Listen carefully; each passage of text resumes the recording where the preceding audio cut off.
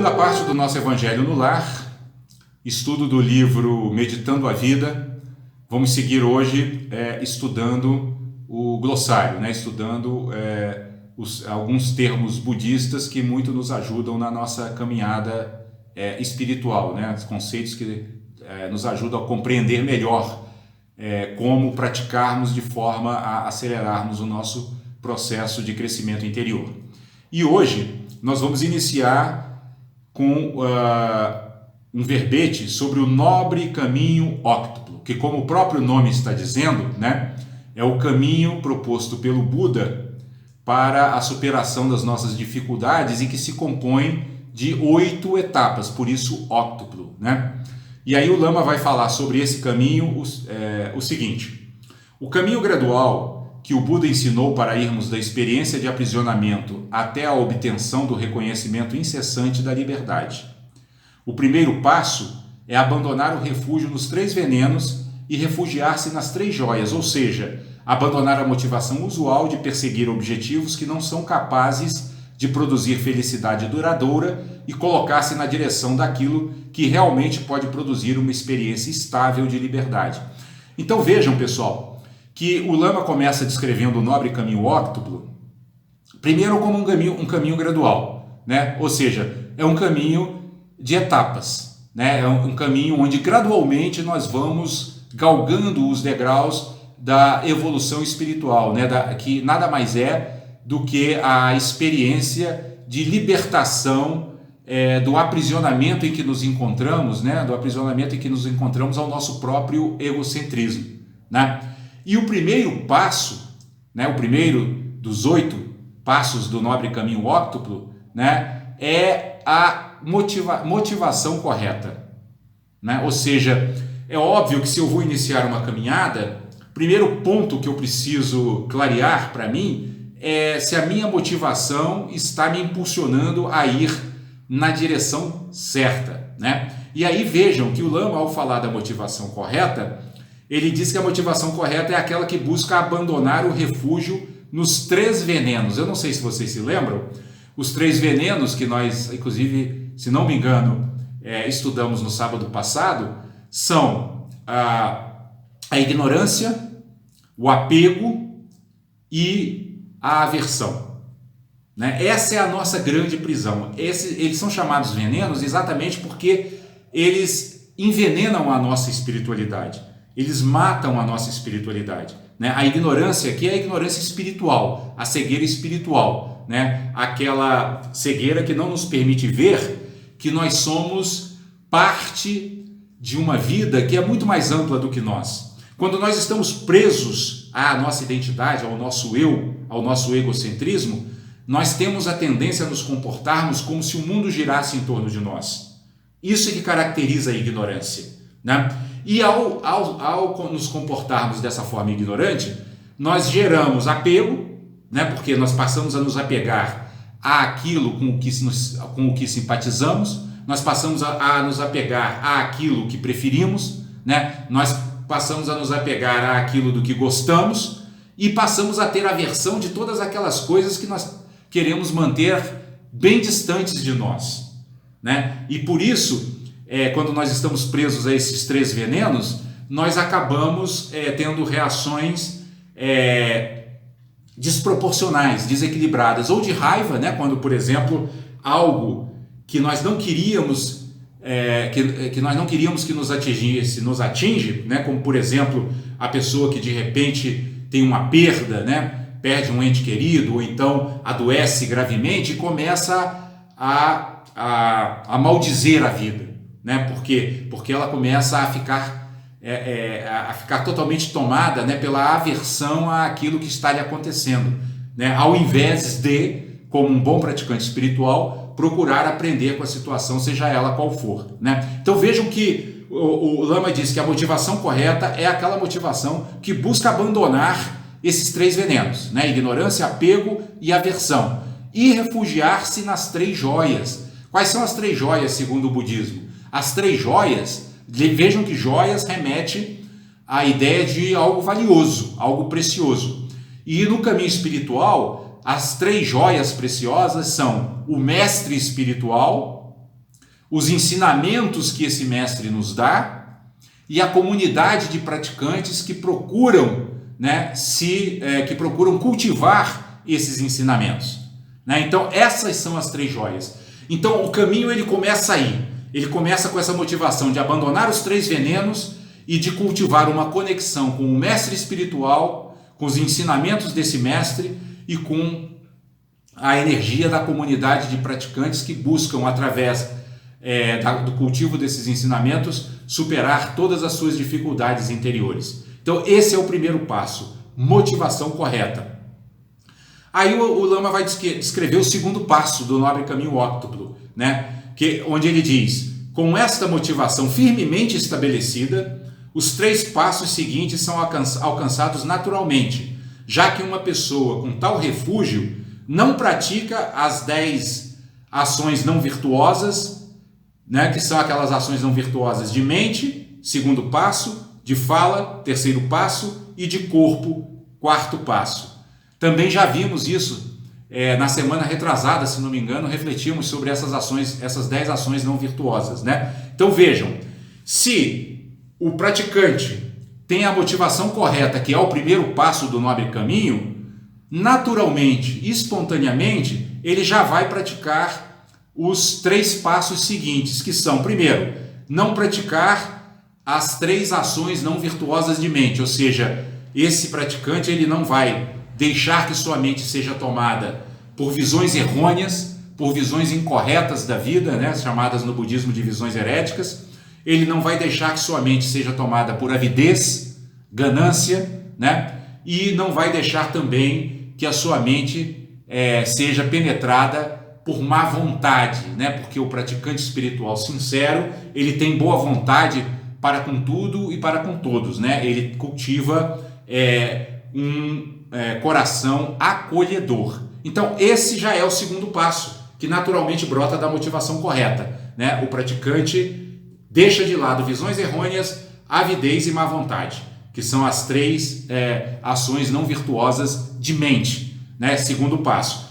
E também no terceiro passo ele abandona as ações não virtuosas de fala, né? Ou seja, ele não difama, ele não mente, né? Ele não fala palavras agressivas que possam ferir ou ofender, e ele também não pratica a fala inútil, a tagarelice, né? O jogar conversa fora. Que então, ao abandonar essas 4 ações não virtuosas de fala, o praticante já adentrou o terceiro passo do nobre caminho óctuplo, né? Que é evitar as ações não virtuosas de fala. E também, como consequência da motivação correta, né, da motivação de se libertar dos 3 venenos, ignorância, apego e aversão, ele vai praticar também o quarto passo, que é o abandonar as ações não virtuosas de corpo, que são matar, ele não vai roubar e ele não vai praticar o sexo impróprio, né, ou seja, aquele sexo que gera sofrimento para si e para os outros seres. Percebe? Então, naturalmente, a partir da motivação correta, que é o primeiro passo, né, surge o segundo passo, que é abandonar as ações não virtuosas de mente, o terceiro passo, que é abandonar as ações não virtuosas de fala, e o quarto passo, que é abandonar as ações não virtuosas de corpo, né? Na sequência, né, no quinto passo, há uma ampliação dessa motivação correta, que passa a incluir os outros seres. Neste passo, que é o quinto, o desenvolvimento das 4 qualidades incomensuráveis e das 6 perfeições proporcionam destemor e uma inserção adequada no mundo, o que elimina a crise existencial. Então aqui o praticante avançou mais um degrau no caminho, né? Por quê? Porque no quinto passo ele não só já abandonou as ações não virtuosas de mente, de fala e de corpo, que eram o segundo, o terceiro e o quarto passo, como agora no quinto passo, ele passa a cultivar as ações positivas, os sentimentos elevados, ou seja, ele cultiva as 4 qualidades incomensuráveis no quinto passo, né? As 4 qualidades incomensuráveis que são equanimidade, compaixão, bondade amorosa e alegria altruísta, e pratica também as 6 perfeições, né? Que são a generosidade, a disciplina ética, a paciência, a energia constante, né? Aquele ânimo constante de praticar, a concentração e a sabedoria. Percebe? Então, o 5º passo já é um passo que vai além do abandono das ações não virtuosas e busca o cultivo das virtudes, né? O cultivo dos sentimentos e das qualidades elevadas. E a partir daí, o praticante ele está pronto para os 3 últimos passos, né? Que se referem à prática da meditação. Percebe? Os 3 últimos passos, então, são o coroamento do nobre caminho óptico, né? E eles dizem respeito à prática da meditação. No 6º passo, né, o praticante ele vai exercitar o desenvolvimento da estabilidade mental, né? Então, o 6º passo é a prática daquela meditação que nos leva a estabilizar a mente, que nos leva a cultivar uma mente que não oscila. Por quê? Porque até chegar no 6º passo, nós ainda estamos oscilando, né? Tentando cultivar as qualidades elevadas, mas vira e mexe, a nossa mente indisciplinada escorrega para as ações não virtuosas de fala, de mente e de corpo, né? Ela fica oscilando, né? É uma mente que luta para ser boa, mas que muitas vezes se deixa arrastar pelos velhos hábitos. Então, o 6º passo é o passo onde nós vamos cultivar aquela meditação do calmo permanecer, né? Ou seja, aquela meditação que estabiliza a nossa mente, que faz com que ela cada vez oscile menos entre os extremos de uma dualidade que nos aflige, né? O 7º passo é a prática da sabedoria transcendental, que aponta em cada evento separativo uma natureza de liberdade.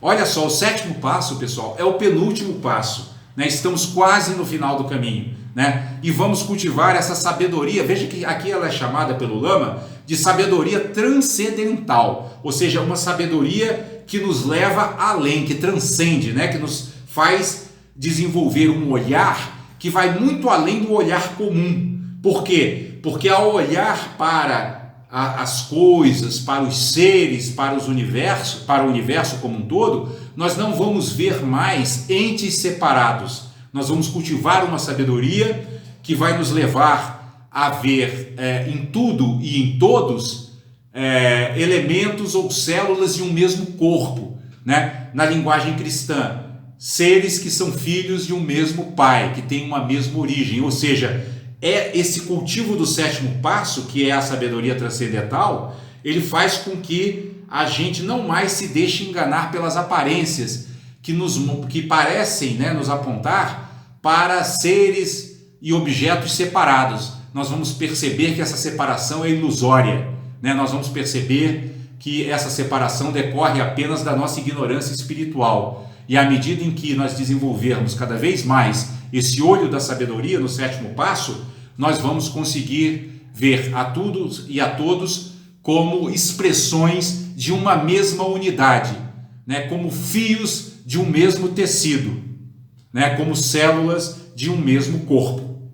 E coroando o caminho, o 8º passo é a prática do reconhecimento incessante desta pureza inerente não separativa, a liberdade não causal que sempre esteve presente, mas que até então não havia sido reconhecida.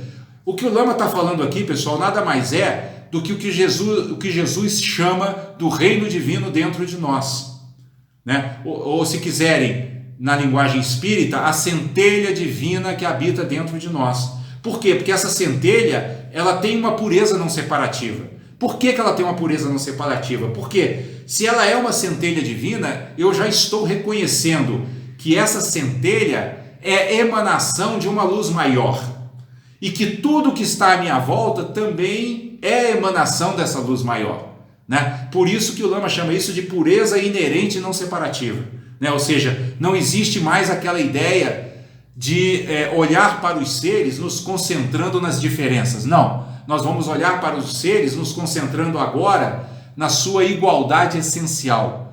todos são dotados da mesma natureza divina, né? Que sempre, como diz o Lama aqui, sempre esteve presente, mas que antes não era reconhecida. Por quê? Porque no início do caminho nós estávamos presos aos 3 venenos, né? E um desses venenos é a ignorância, a cegueira. A cegueira espiritual não nos permite ver a nossa conexão com tudo e com todos. Mas agora não. Agora, no 8º passo do caminho, eu reconheço, né, essa pureza inerente que sempre esteve presente. Então vejam que esse caminho espiritual, pessoal, não é um caminho onde nós conquistamos algo. É apenas um caminho onde nós nos tornamos aptos a reconhecer o que sempre esteve presente. Porque Deus nunca esteve ausente de nossas vidas. Deus nunca esteve ausente de nossos corações.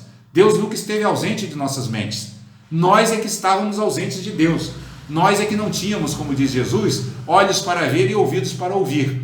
Mas agora, no 8º passo, nós alcançamos esse estágio em que nossos olhos veem e nossos ouvidos ouvem a voz silenciosa de Deus, né?